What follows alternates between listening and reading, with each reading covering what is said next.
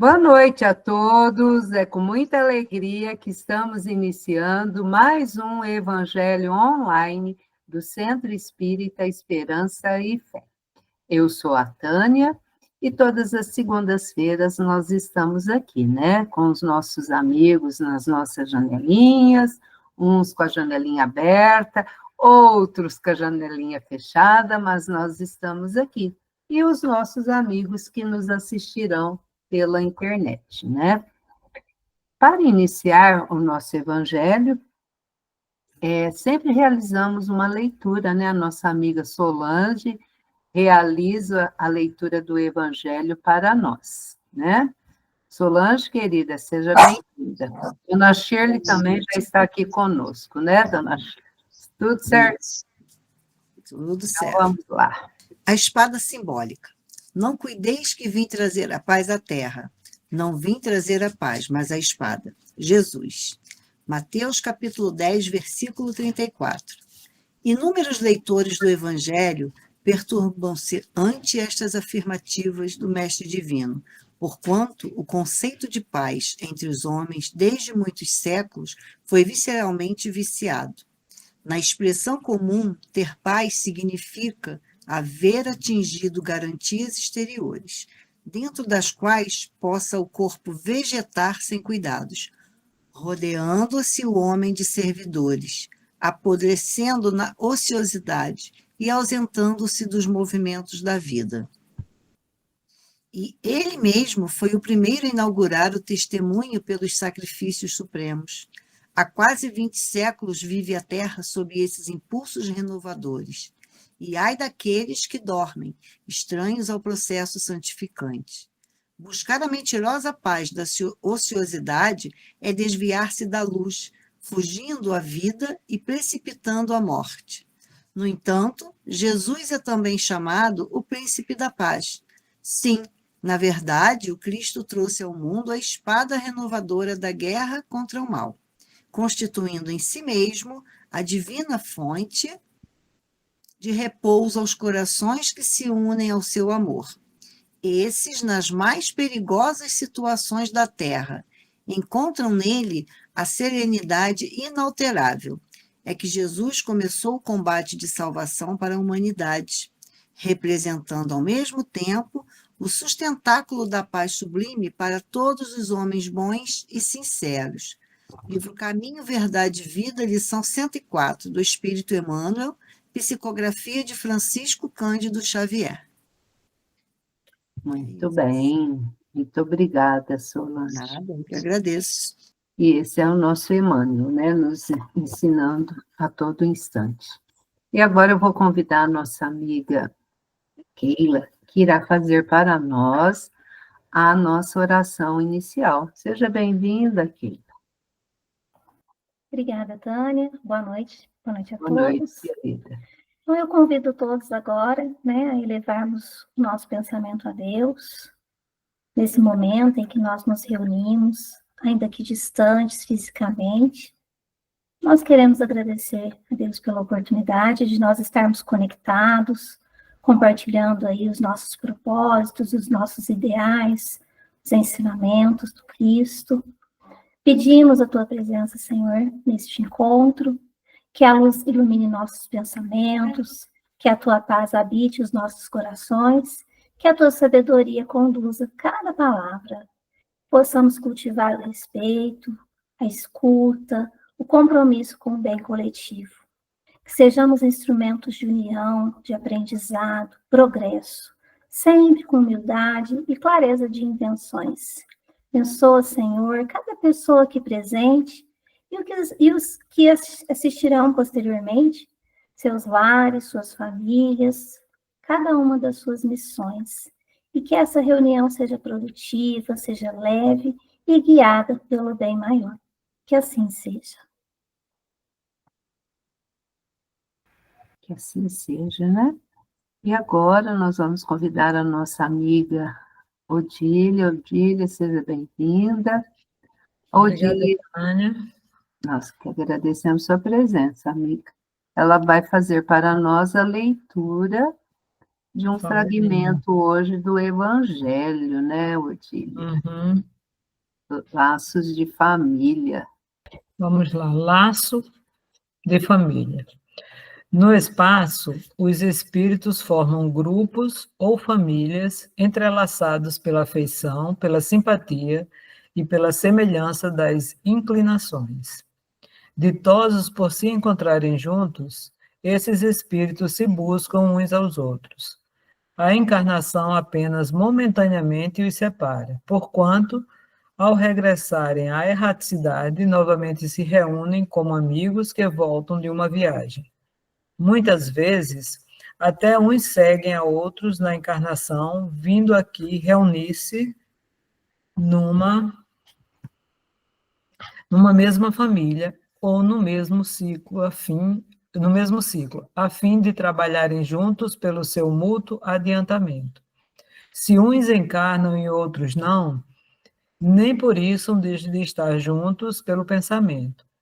Os que se conservam livres velam pelos que se acham em cativeiro.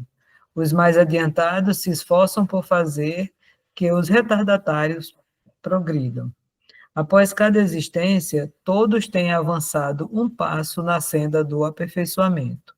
Cada vez menos preso à matéria, mais viva se lhe torna a afeição recíproca pela razão, mesmo que mais depurada, não tenha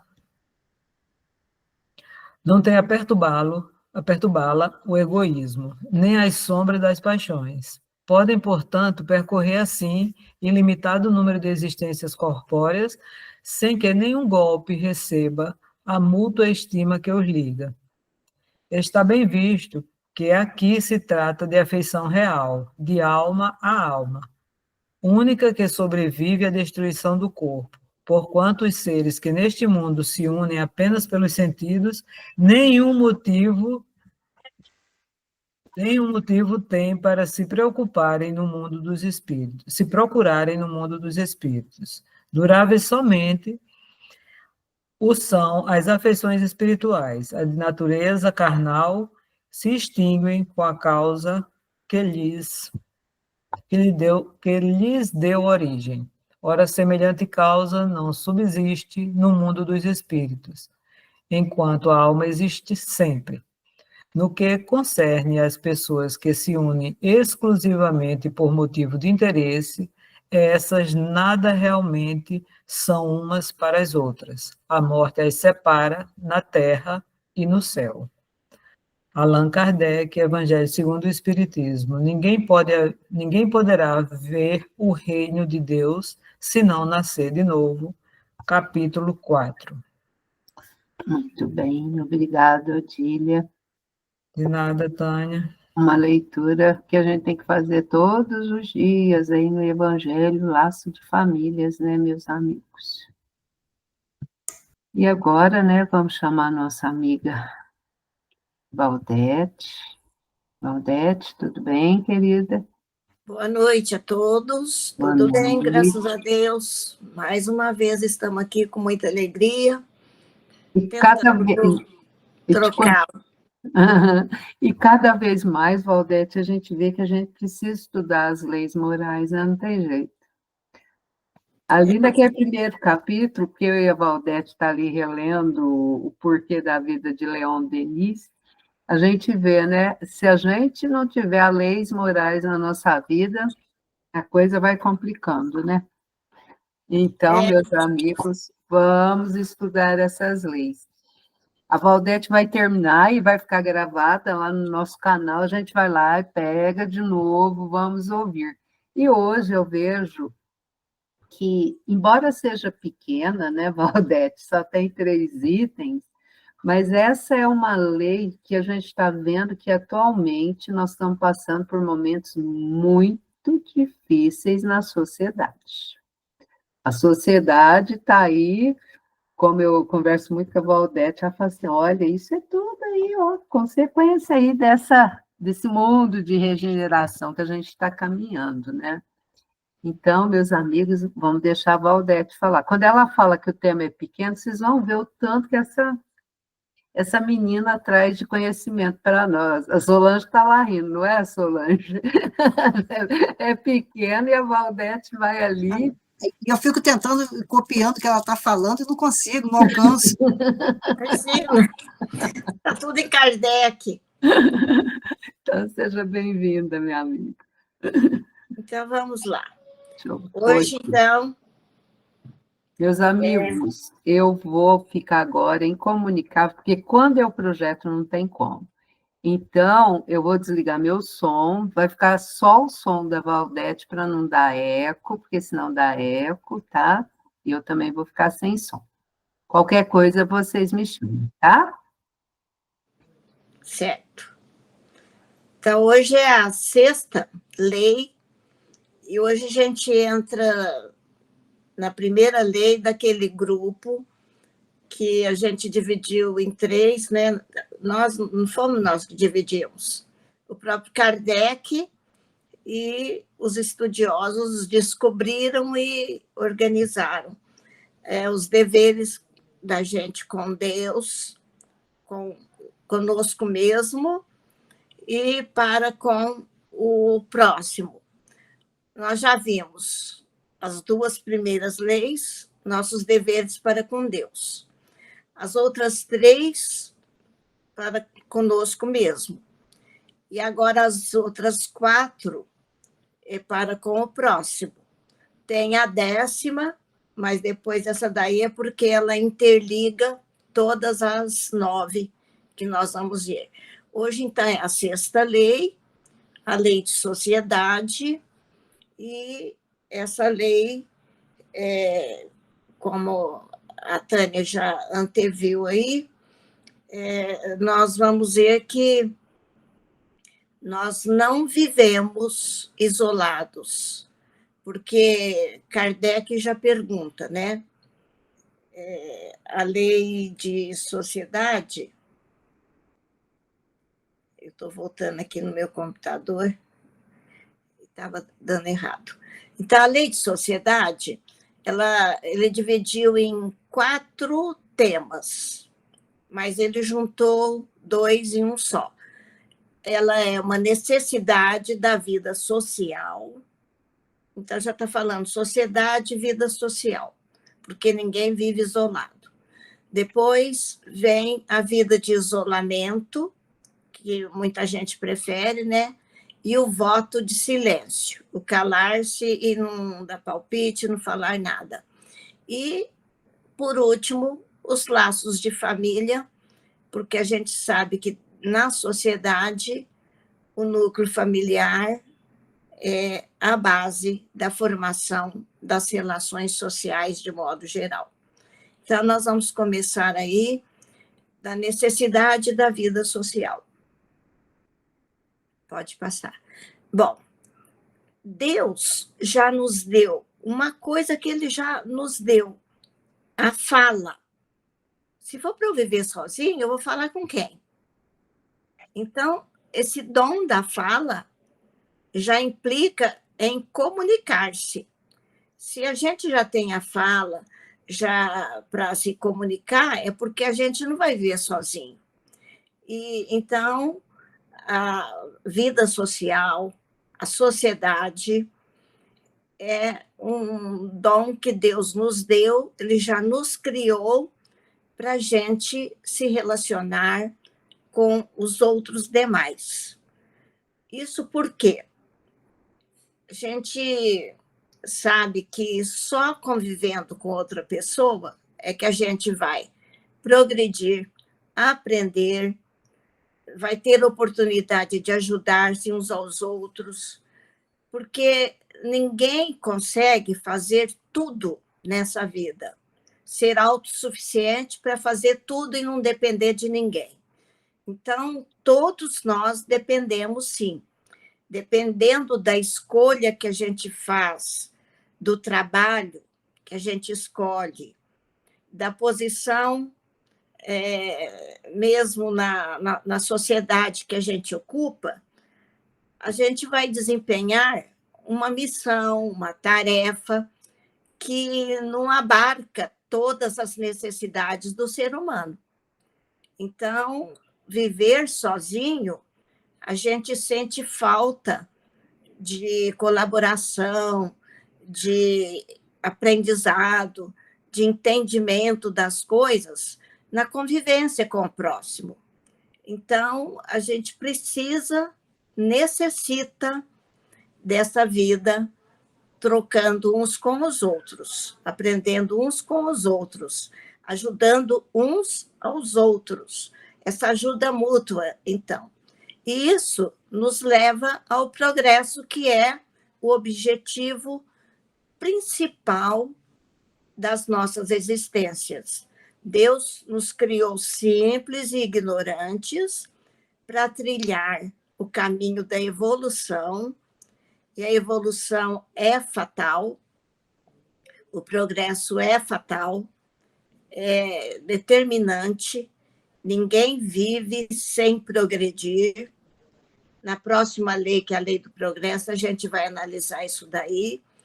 E primeiro princípio para a gente progredir é viver, e viver trocando uns com os outros. Portanto, por isso que a lei de sociedade vem antes da lei do progresso, porque para progredir temos que viver trocando em sociedade.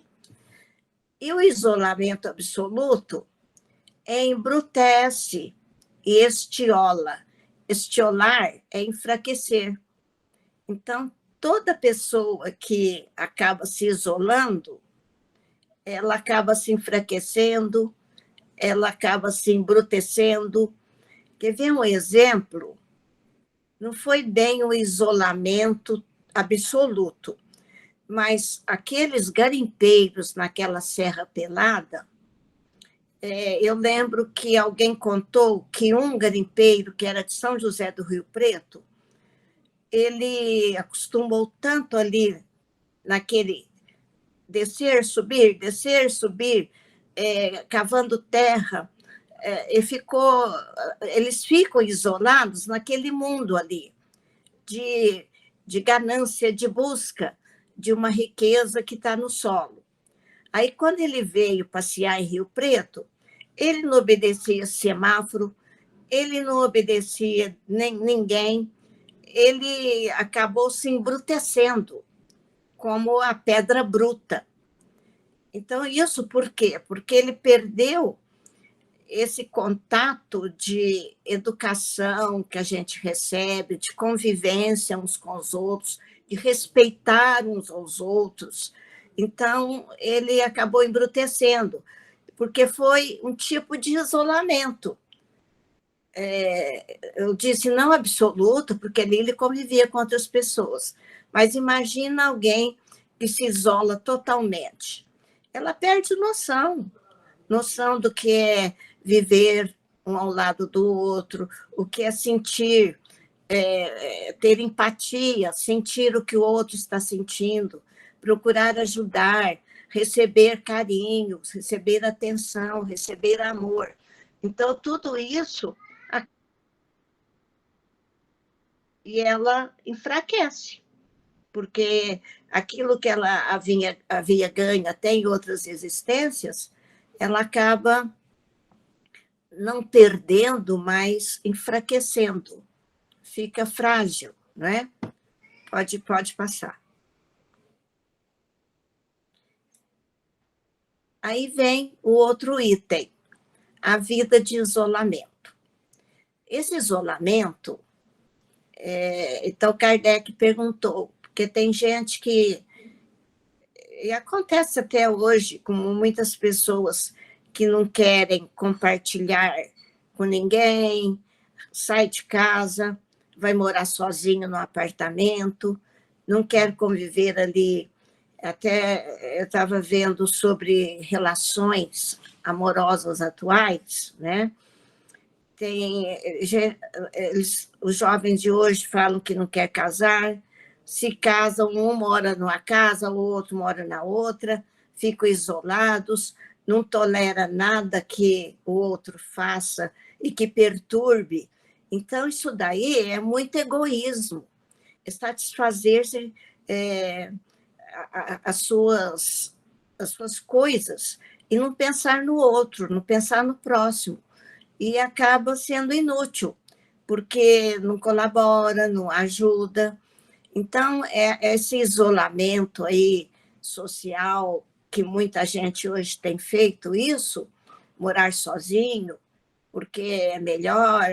Então, eu, por exemplo, eu achei melhor morar aqui com a minha irmã do que ficar aí isolada em Franca, porque nunca ia ficar isolada totalmente. Mas é que a família puxa muito a gente, né? E eu tenho só essa irmã, meus sobrinhos estão tudo aqui. Foi aonde eu optei por ficar aqui com eles, do que ficar sozinha aí em Franca, numa casa, né? E apesar que todo o trabalho que eu fazia, eu tive que abrir mão. Mas estar aqui junto com eles não deixa também a gente colaborar, ajudar, fazer alguma coisa e receber. Então, esse calor humano faz muita falta. E a pessoa se sente inútil, ficando muito sozinha. E porque recrudesce o egoísmo, né? Aí tem gente que se isola para fugir do contato pernicioso, para não se macular, para não sofrer influências negativas das outras pessoas. Aí, às vezes, é questão de religiosos, né? Que se isolam em conventos ou seminários e acham que ficar isolado assim está fugindo do contato negativo com as pessoas, né? E, então, os espíritos dizem, é duplo egoísmo, porque essa fuga mostra que a pessoa é incapaz de vencer obstáculos, de doar-se, de procurar ajudar o próximo, que às vezes está precisando muito mais de auxílio do que de fugir dele por ele ter certas reações, certas atitudes. Então, essa reclusão para fugir de pessoas que são consideradas perniciosas é um duplo egoísmo, que a gente teria que se aproximar e ter paciência, ajudar, né? E reclusão como expiação. Aí é quando se afasta para poder se autocastigar, se autoespiar. Aí os espíritos responderam, espiar é fazer o bem, é lei do amor, é lei da caridade, não é do isolamento.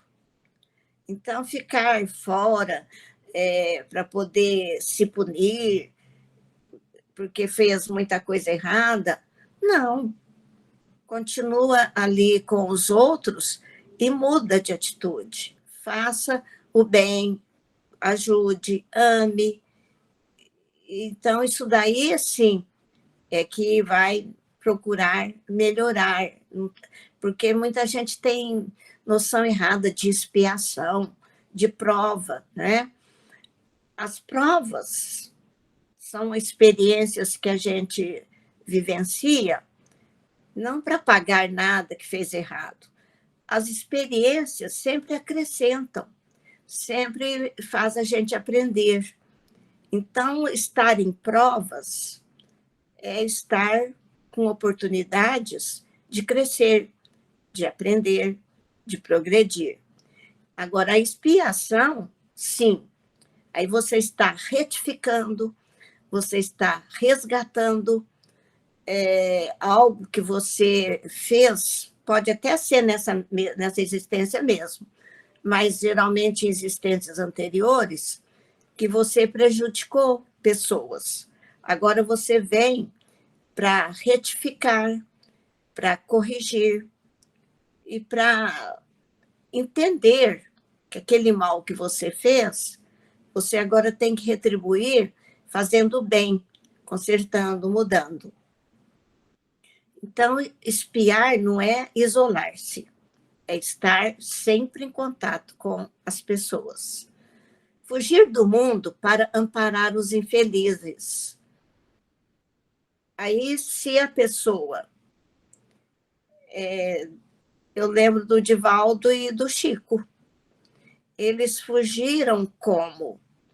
E o senhor Eurípides Barçanufo. Eles fugiram, no caso de ter um lar, de ter um casamento, e eles se dedicaram para o bem, o trabalho para o próximo. E então, esse isolamento aí, porque eles foram pessoas que viveram bem solitárias, porque todo mundo que se aproximava deles só queria, só desejava, só exigia, né? Auxílio, atenção, entendimento. Então, são pessoas que, no fundo, elas viveram muito sozinhas, muito isoladas. Mas esse foi o exemplo que Jesus também nos trouxe. Ele nunca estava ali usufruindo algo para ele. Ele estava sempre se entregando, ajudando, entendendo, e o espírito puro que já tinha tudo, e ele tinha que humilhar-se, que aguentar as pessoas inoportunas, perniciosas.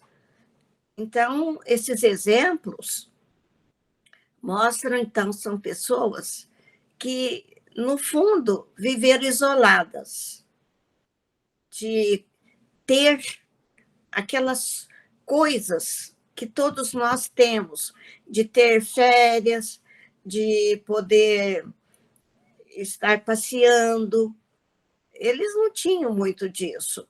O Chico, quando ia gozar alguns dias na casa de um amigo, ele psicografava livro inteiro na casa lá.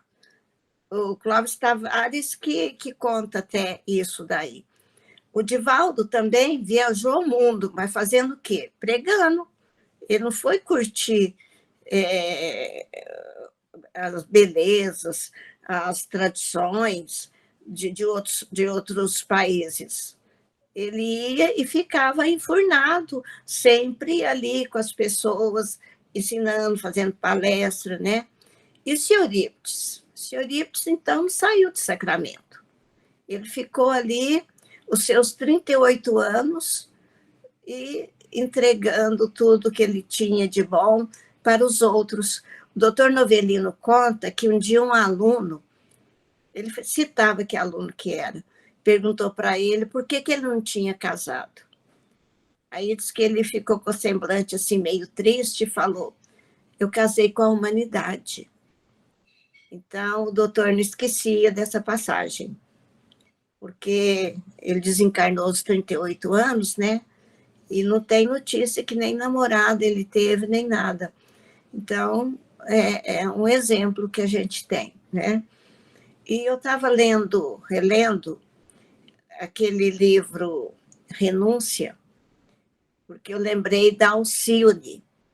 A Alcione, por exemplo, ela, quando vai para o convento, que tudo o que ela tinha foi desencarnando, a mãe, a tragédia que aconteceu com a família, com a mãe, inventada por outras pessoas, foi explorada pelo próprio pai, e ela sabia que era o pai, e o pai não sabia que ela era filha.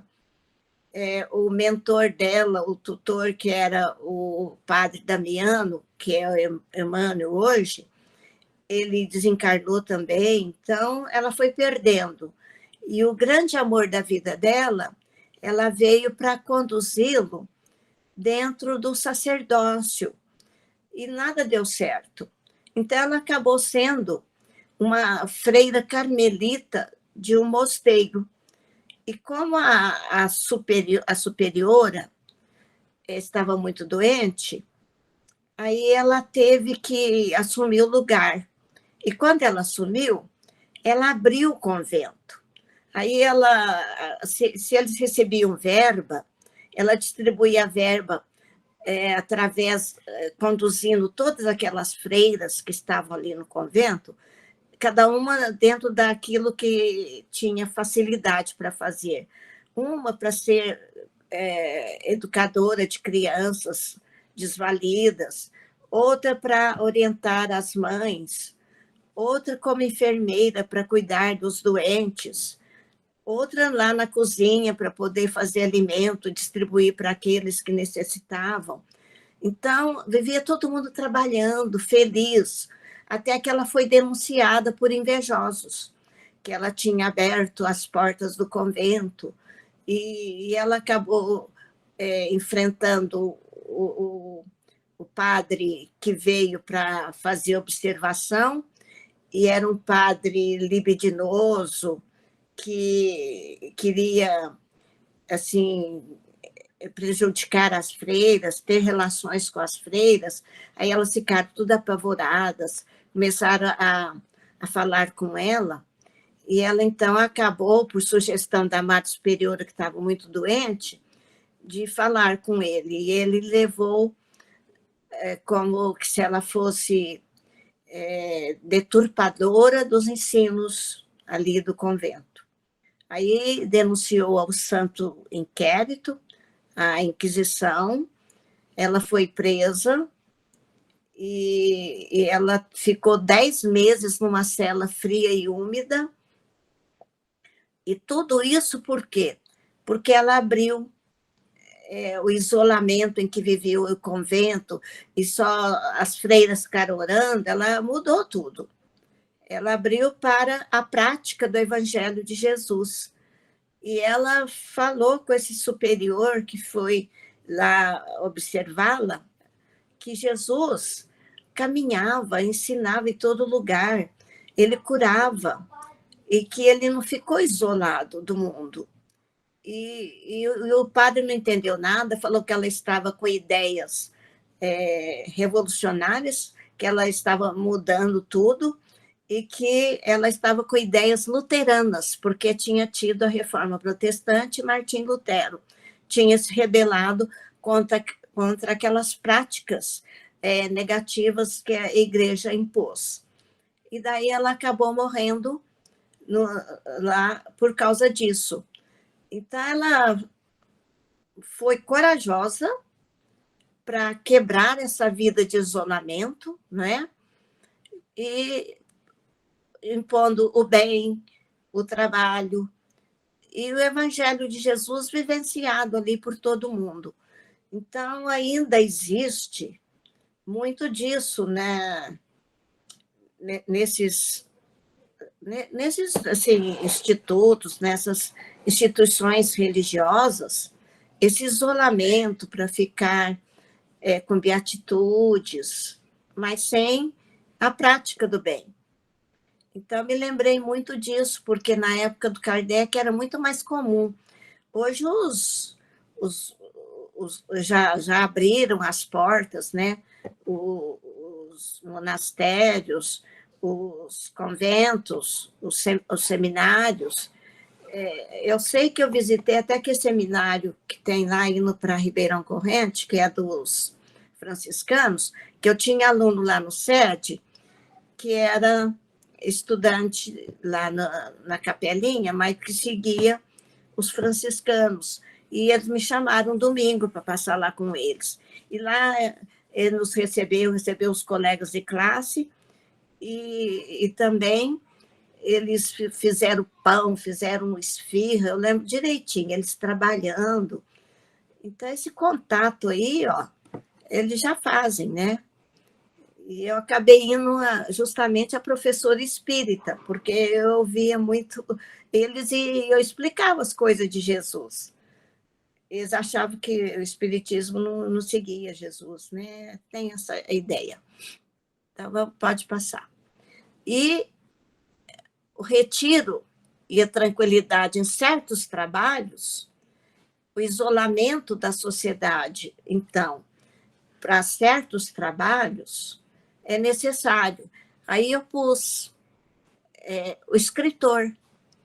O Hermínio Miranda, ele escreveu mais de 40 livros, e a filha dele conta hoje que quando ele ia escrever um livro, ele escrevia sempre consultando muitas outras obras em inglês, francês, em outras línguas, para poder compor o livro que ele queria escrever, o tema que ele queria falar. Aí ele falava para a turma lá da casa dele: eu estou grávido. Aí a turma já sabia que ele precisava de um certo isolamento, que ele estava começando a escrever um novo livro. Então, ele precisava daquele isolamento, né? E ele brincava: estou grávido, então, para não ser muito perturbado naquele período. E os cientistas, já pensou? Ficar ali acompanhando o resultado de pesquisas, fechado em laboratório, fica, às vezes, tempo. E esse geógrafo aí, ele passa 3 meses na Antártida, no verão, vocês podem ver que tem luz aí, ó. Não é nessa época agora, não, que lá está às escuras. Ele vai nesse período e fica aí nessa instalação que tem aí atrás, para poder pesquisar, principalmente, a influência do clima. Esse frio que a gente está passando é a influência das massas de ar que vem daí, da Antártida. Então, ele estuda isso há muitos anos, acho que há mais de 7 anos. E ele passa temporadas de 3 meses sozinho, para poder fazer as pesquisas. Então, são tipos de atividades que exigem um certo isolamento. Então, os cientistas, né, os escritores, eles precisam, então, desse isolamento para poder conseguir elaborar aquilo que eles estão fazendo. Mas depois eles voltam à vida social, né? O voto de silêncio é você não ficar falando, denunciando, falando aos 4 ventos. Não é você ficar mudo e você deixar de participar, de fazer algum comentário, fazer algum alerta, mas você falar demais, né? Quem fala muito, né? Dá bom dia cavalo, que é aquele ditado popular, né? Então, no silêncio, para recolher-se, o espírito, então, se liberta. É aquilo que o próprio Divaldo fez até seminários sobre meditação. Os orientais sabem meditar muito, mas eles, às vezes, exageram, né? Fica muito tempo só meditando, só meditando. E nós, aqui do Ocidente, nós temos dificuldade para fazer meditação. A gente dispersa o pensamento muito fácil. E quando a gente procura meditar, Jesus falou que quando a gente fosse orar, bastava ir para um cômodo da casa, né? E ali você entrar em comunhão com Deus. Às vezes você precisa de isolar-se, estar nesse silêncio profundo, para você se recolher e seu espírito integralmente entrar em contato com a espiritualidade e sentir a presença de Deus, né? E no caso aí, por exemplo, o Paulo de Tarso, ele ficou 3 anos no deserto para estudar o Evangelho de Jesus antes dele sair pregando, porque antes ele combateu, porque ele acreditava que ele era fiel àquilo que ele acreditava, que era a lei dos profetas e de Moisés. Aí, quando ele vê Jesus, aí ele vê que ele precisa de um tempo para poder meditar, estudar. É onde ele vai para o deserto, fica morando com um casal, e ali se torna tecelão, que ele tinha aprendido com o pai, e ele, então, nesses 3 anos, ele fortaleceu, ele entendeu, analisou muito a mensagem de Jesus, e foi necessário, né? E, então, para poder a gente se libertar, é bom ter uns momentos de silêncio. E silenciar, evitando falar para os quatro cantos, né? Ser falastrão, a gente ser prudente e falar menos e dentro de tempo certo, na hora certa. Por isso que Jesus falou, seja o teu falar sim, sim, não, não. Então, às vezes fala demais e você não sabe nem o que a pessoa falou, né? Às vezes, os filhos hoje escutam a mãe falar demais, comentar demais, e antes os pais falavam menos e olhavam e tinham atitude. Às vezes nós estamos precisando voltar um pouco a essa época, né? De falar um pouco menos e ter mais atitudes. Mas eu lembro que em aulas sobre educação, a gente falava assim, professor, os pais, os educadores, mostrar atitude de tristeza, desagrado, contrariedade, quando o filho faz ou o aluno faz alguma coisa que não agrada. Então, você demonstrar isso toca, às vezes, mais do que você ficar falando, chamando atenção. E o muito falar, às vezes, não resolve, né? Pode passar. Agora vamos ver o outro aspecto. Já que estamos falando em lei de sociedade, convivência, relacionamentos, a família. Já foi lido aqui o texto, né? Que existe a família espiritual, a família consanguínea, e esses laços de família existem um pouco até já entre os animais. Só que a gente vê que a maternidade nos animais dura até enquanto os filhos precisam ali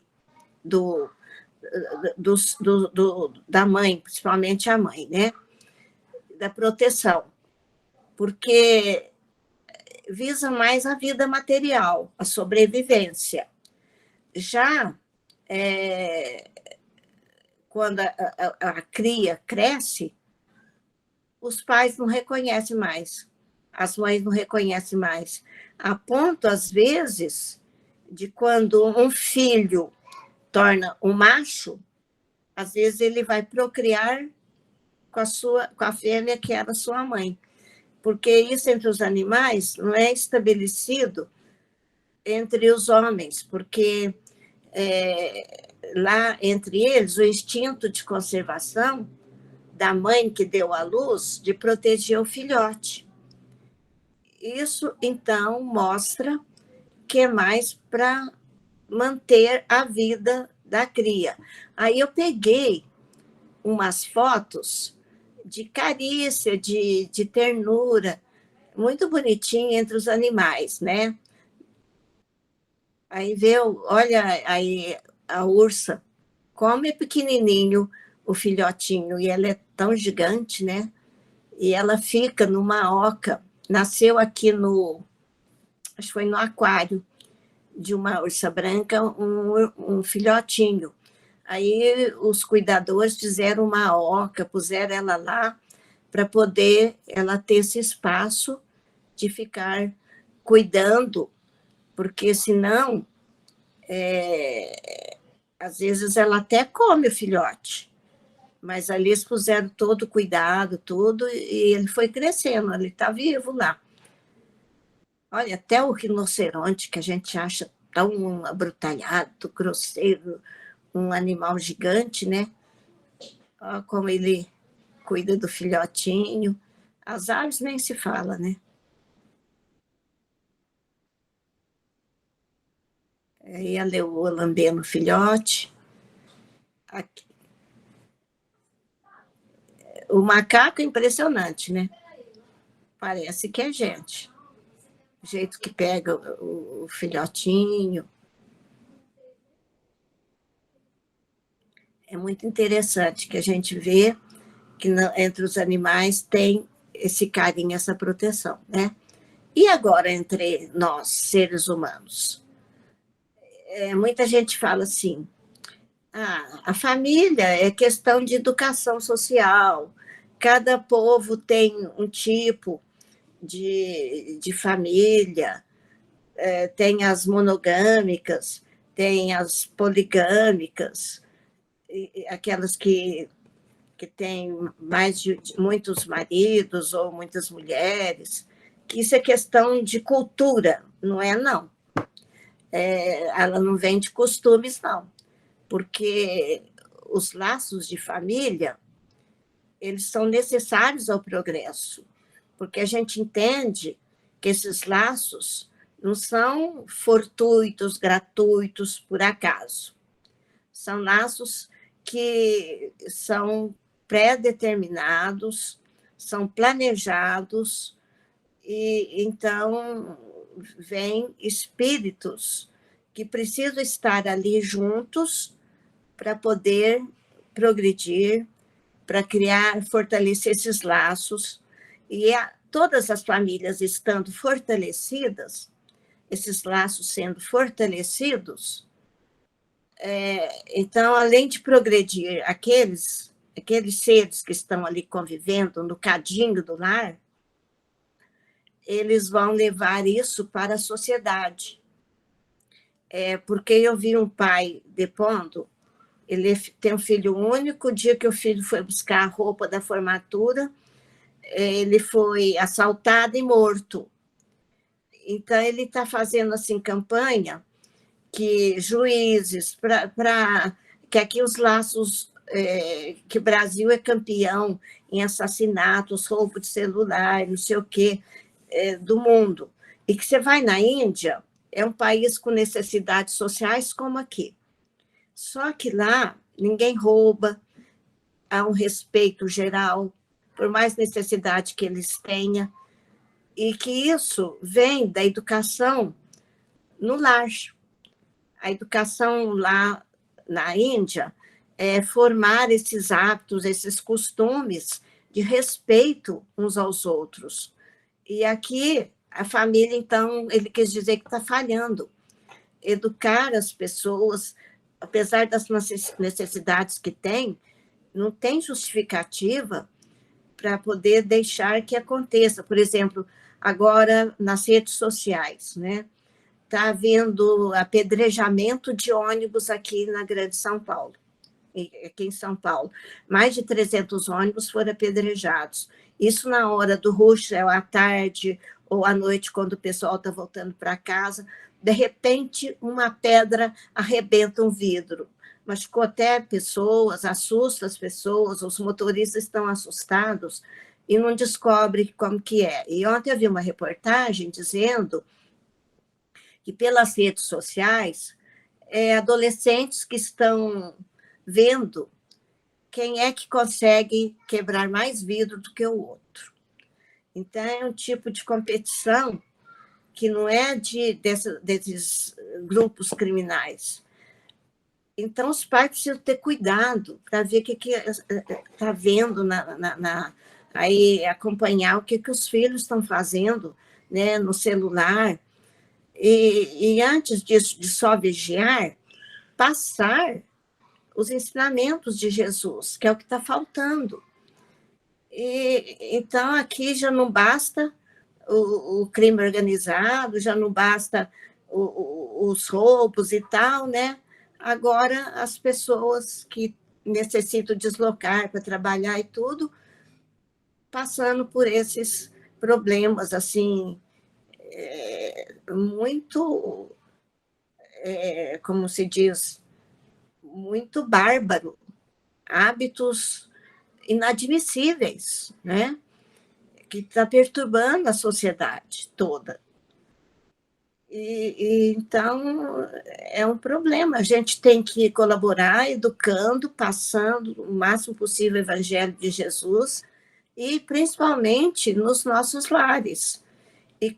E conclamar a todas as famílias que façam isso em seus lares, que eduquem, que levem o evangelho, porque esse relaxamento dos laços de família é recrudescência do egoísmo. É aquilo que eu disse, a geração atual não quer casar, não quer ficar junto, não quer ter filho. Então, isso daí é um egoísmo que está sendo recrudescido e está relaxando esses laços de família que são vindos de Deus. É uma coisa natural, espontânea da lei de sociedade. Como que se organiza uma sociedade? Através do núcleo base, do núcleo chave, que é a família. Porque é ali que renascem as pessoas, ali que elas ficam e são educadas os primeiros anos de vida, e ali estão os laços afetivos, os laços que precisam se harmonizarem, e é ali que vai refletir na sociedade. Então, a família está muito doente, está precisando reformular esses laços, né? E, com isso, Kardec fecha aí eu pus aí, ó, famílias felizes, brincando, né? Fazendo as relações como deve ser feito, dando atenção aos filhos, conversando, dialogando. É muito afeto, né? Precisa passar. Não exagerado, mas com sim, sim e não, não, na hora certa, como diz Jesus, né?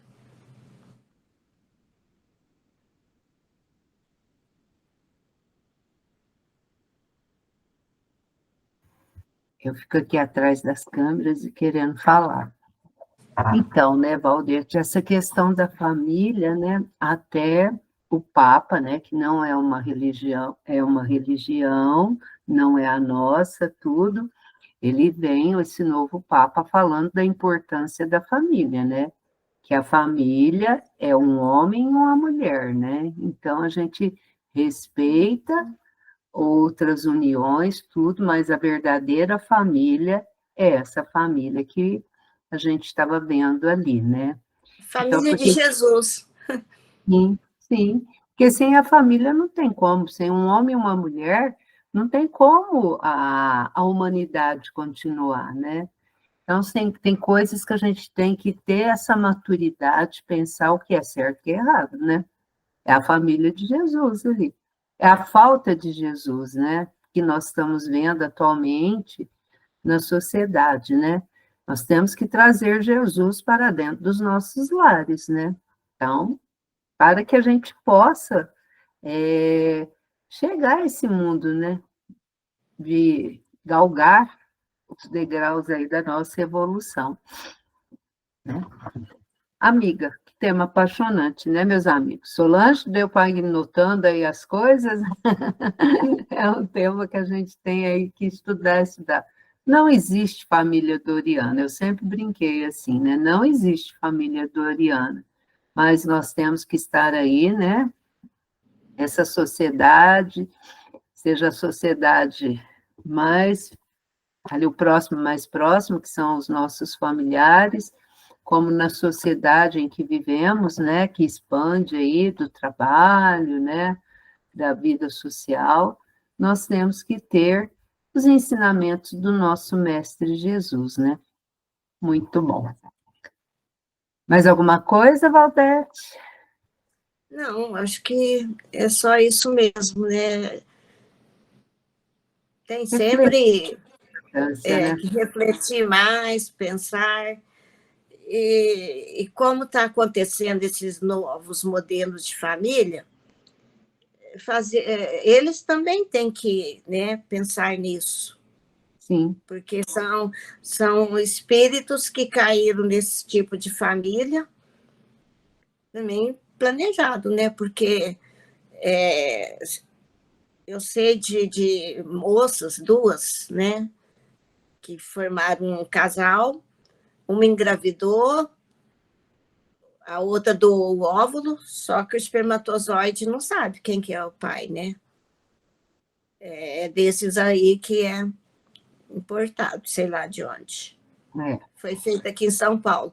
E a avó gosta do neto, as duas estão cuidando dessa criança, quer dizer, é uma criança que renasceu ali e merece também, né? Sim, sim, Ser orientada, cuidada, porque não sim, tem jeito, já que formou um casal assim, né? sim, E a criança veio, porque senão não teria renascido, né? Porque muitos adotam, sim. mas tem uns que está sendo, uma é barriga de aluguel e o outro fornece. Já tem vários casos, né? É, E e aí, tem de um caso Franca, que eu vi, essa é de é, Franca, eu conheço muito. e É, tem um caso que eu vi, a mãe da a avó é minha amiga, então eu sei desse caso. E está indo bem, é, eu, muito amada, uma criança que está sendo muito amada. e é bem assim, são questões assim que precisam de muito amor, muito carinho para ser tocado o assunto, porque eu vi um caso que houve a troca. A mulher virou homem e o homem virou mulher e tiveram um filho. Então, são casos assim que ali a gente tem que acolher essa criança, tem que ser tratado com amor, com carinho. A gente não somos contra, nós não estamos fazendo apologia, mas nós estamos falando da família. A verdadeira família é a união de um homem e de uma mulher que vai gerar É que a outros seres. esmagadora maioria, né? Assim. É. A gente tem que parar com essas coisas de repente, não, tem que ser assim. Não, não é assim. O certo é certo, a gente respeita, respeitamos as outras famílias, né, as outras formações. Mas família é o homem, a mulher, né? E assim a gente vai aprendendo, né? Gente, se a gente não estuda, o que a gente está fazendo aqui é estudar, e depois pegar ali o livro dos Espíritos e fazer uma leitura das leis, é que a gente vai vendo, opa, né? É muito atual os ensinamentos que Kardec nos traz, né? Então, meus amigos, agradecemos a Valdete, né? Em agosto, no dia 4 de agosto, a Valdete vai estar aqui conosco, né? Com a Lei lei do progresso. do progresso. Tem que Essa é mais progredir, complicada. Essa tem mais itens. temos que progredir, não ficamos parados, né, meus amigos? Então, Valdete, nossa gratidão. Muito obrigada, viu, amiga? E até o próximo mês, se Deus quiser. Deus quiser. Muito obrigada a vocês todos. Nós que agradecemos. Meus amigos, a semana que vem nós teremos aqui a nossa amiga, né, a Ângela. A Ângela, que foi uma trabalhadora, assim, no presencial, né, da nossa casa, muito grande. Ela estava ali sempre participando de grupos de estudo, tudo, e por motivos de doença em família, hoje em dia ela está afastada, mas a semana que vem o online deu essa oportunidade. Ela ficou muito feliz. Ela vai vir aqui falar para nós sobre perdoar para que Deus vos perdoe. Se a gente não perdoar, não tem como, né? Então, aí fica o nosso tema, o nosso convite para a próxima segunda-feira, viu? Nesse mesmo canal, o link eu coloco lá no grupo, para que a gente possa nos encontrarmos, né? Trocar as nossas energias, é muito bom, né? Tem dia que a gente está mais para baixo, a hora que a gente entra aqui no grupo, é como se a gente colocasse o dedinho ali na tomada, né? Jesus nos mandando essa energia, essa espiritualidade amiga, nos acolhendo, curando as nossas dores, as nossas feridas, né? Como é bom. Então vamos agora, né, para o encerramento dessa reunião tão proveitosa, agradecendo muito a espiritualidade amiga. Gente, não tem como, né? A gente, no nosso dia a dia, cada um com as suas dores, cada um com seus problemas, e esses bons amigos vêm nos visitar, vêm nos trazer o conforto, a esperança, né? Para que possamos caminharmos. Então, vamos abrir as nossas portas, né? A porta do nosso coração, a porta do nosso lar, para que Jesus, juntamente com esses bons amigos espirituais, né? A equipe do Senhor José Marques Garcia, nossos amigos familiares que já têm permissões, né? Para vir também nos aconselhar, nos ajudar, para que possamos, assim, caminharmos para a frente, para o alto. Pedimos a esses bons amigos que fluidifiquem as nossas águas, que traga o passe para cada um dos nossos amores, aqueles que estão mais próximos, aqueles que estão mais distantes, que eles também possam receber essas energias benéficas. Abençoe também, bons amigos, os nossos irmãozinhos que perambulam pelas ruas, que estão nos hospitais, nas casas de saúde, nas casas de repouso, para aqueles que estão partindo para o plano espiritual, que possa ter um despertar calmo e sereno. E assim, Senhor, gratidão. Gratidão por tudo, bons amigos, e que possamos sempre, na hora das nossas dores, lembrarmos de Jesus e perguntar, se fosse Jesus, como ele reagiria? Pedimos também o amparo, a proteção para os nossos governantes, que eles possam ser amparados, iluminados para tomarem as melhores decisões. Seu Adalto? Sim. Senhor, ensina-nos a orar sem esquecer o trabalho, a dar sem olhar a quem, a servir sem perguntar até quando, a sofrer sem magoar, seja a quem for, a progredir sem perder a simplicidade, a semear o bem sem pensar nos resultados, a desculpar sem condições, a marchar para frente sem contar os obstáculos, a ver sem malícia, a escutar sem corromper os assuntos, a falar sem ferir, a compreender o próximo sem exigir entendimento, a respeitar os semelhantes sem reclamar consideração, a dar o melhor de nós, além da execução do próprio dever, sem cobrar taxas de reconhecimento.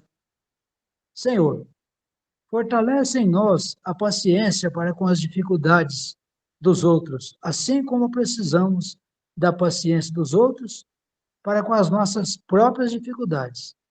Ajuda-nos para que a ninguém façamos aquilo que não desejamos para nós.